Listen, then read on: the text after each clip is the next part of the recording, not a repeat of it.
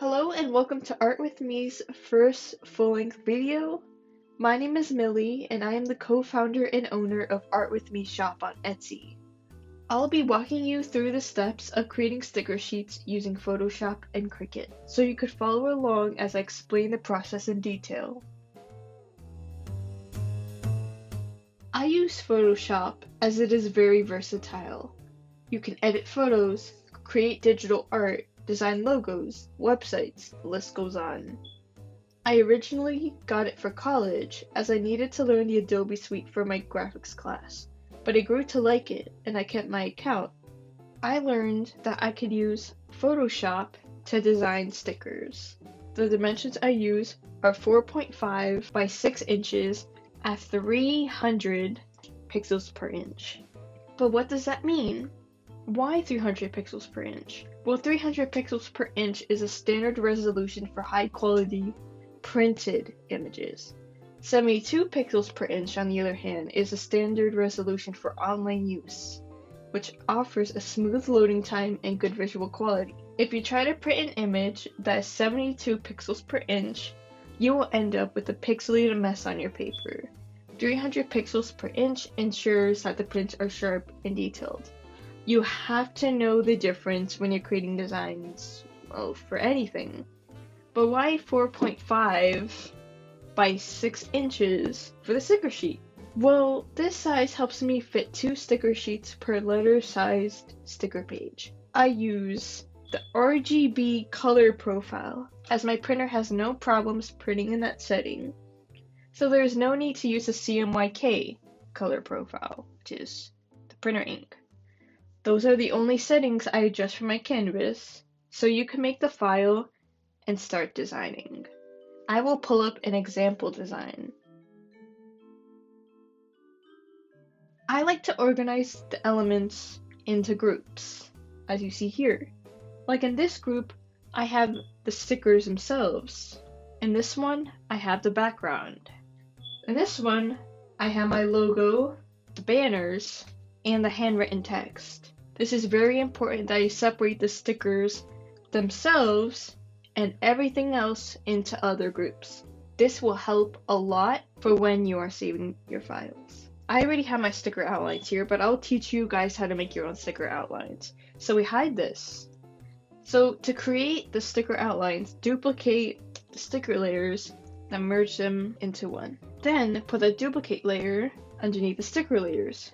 Create clipping mask, fill it with white, so it looks like this, but you can't see anything. Well, then you go to edit, stroke, and then here is the stroke width.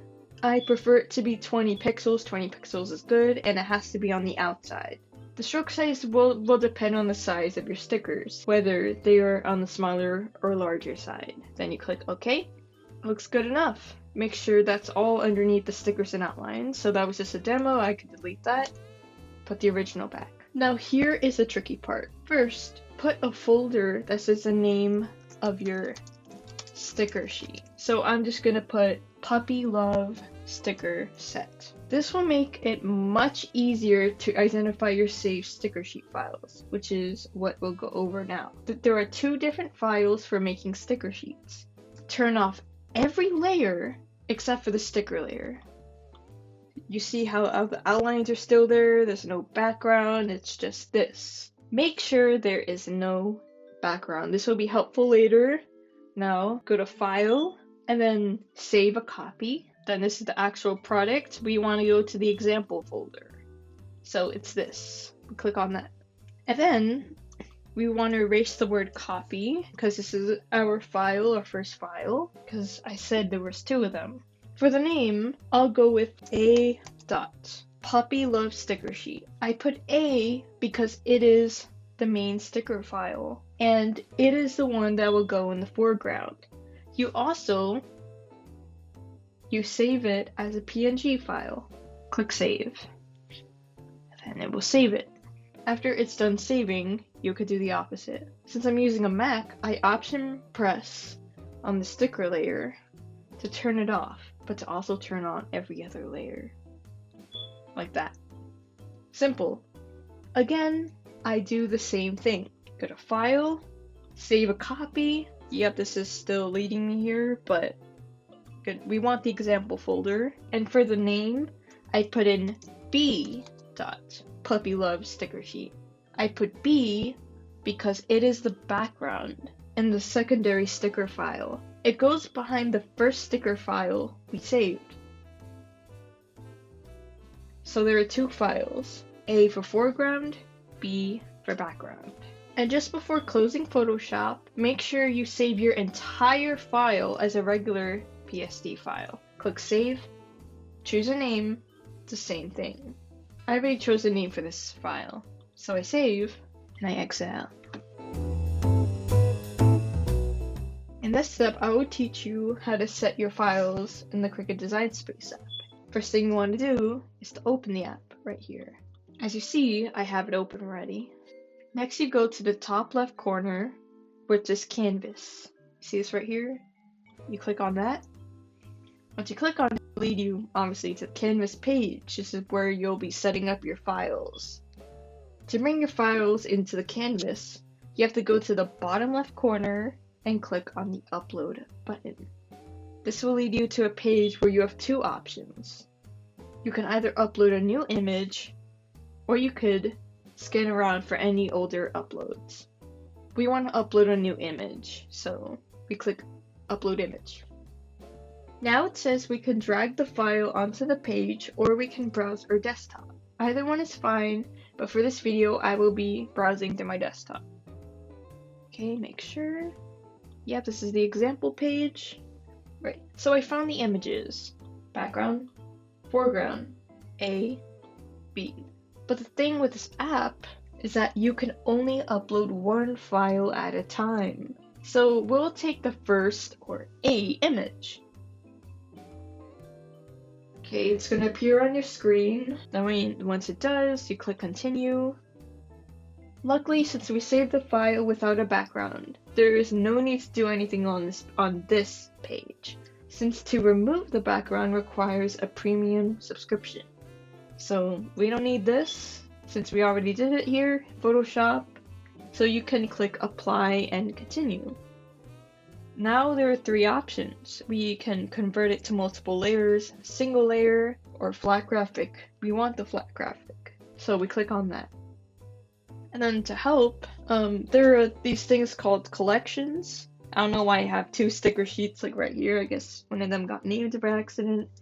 But you want to make sure, same file name, A for foreground, puppy love sticker sheet. This is the first file, the foreground. Then you click upload. It will appear on your canvas just like this. Now we're going to repeat these same steps for the background layer.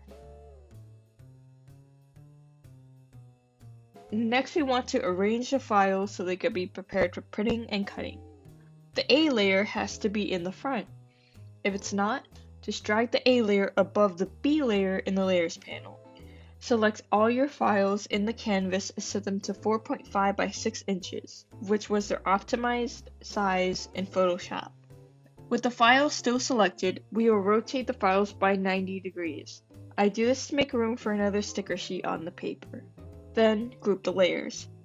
To create the second sticker sheet, press Command D on Mac or right click and select duplicate. I move the second sticker sheet a row below the top one, and I select all the layers on the canvas and click attach. Now we can click make on the top right corner. You will get a glimpse of the page and the mat when it will go through the Cricut. Turn on your printer and your Cricut machine. I have the Cricut Explore 3. Also, if you have an electric laminator, please turn that on as well. These machines will be linked in the description below. Then click continue. Wait until the Cricut has finished connecting. Mine is via Bluetooth. Then we click send to printer and a dialog will pop up. This is what the page will look like when it is printed. Make sure your printer is selected in the drop-down menu. I have the Epson EcoTank 3850.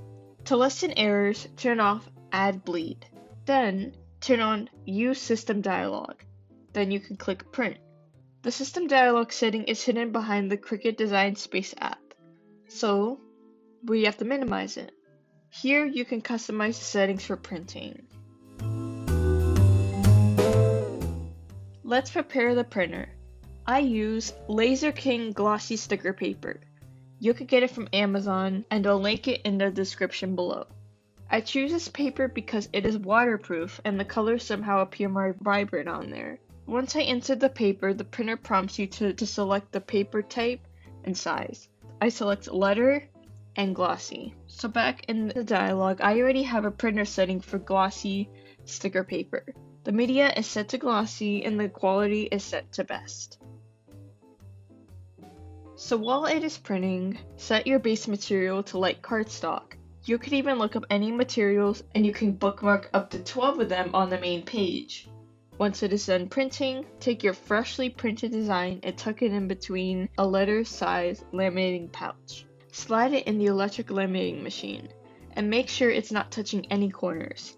It has to be slid in through the middle or else the corners will get damaged and the machine will jam. Once it is done laminating, just slide it out gently. You have your laminated sticker sheets. So what do you do now? Well, you have to take out a cutting mat. And it doesn't have to be a Cricut brand cutting mat. It could even be one of the knockoffs from Amazon. As long as they do the job, I'm alright with it. Depending on how old or used your mat is, you will need some tape. Find the top left corner of your mat, then find the arrow icon at the top left corner on sticker paper. This is a new feature from Cricut to ensure a more accurate print the cut projects. I find this extremely convenient because now I know which way the paper should go on the mat. You stick the paper to the mat with the arrow on the top left grid on the top left corner of the mat. Once the paper is aligned, smooth out the paper so it adheres to the mat. Again, since I have an older and used mat, the adhesive might not be as strong anymore, so I use tape to secure the edges. This helps keep the paper from moving around on the mat while it is being cut. Now we can load the mat into the Cricut for cutting. Slide the mat into the notches. There's one on each side, and you want it to go straight in. Press the blinking load button, and the Cricut will measure the mat length. Once it's done, press the blinking go button. The Cricut will begin scanning the black registration marks on the paper. Once it's done, then you could just kick back and watch the Cricut cut out your designs.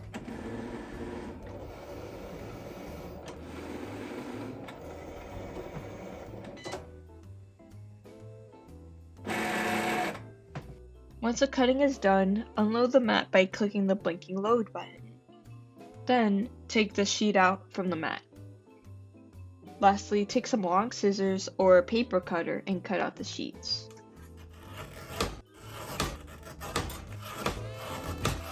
And you're done! You can either keep your sticker sheets, give them to loved ones, or sell them on your online store.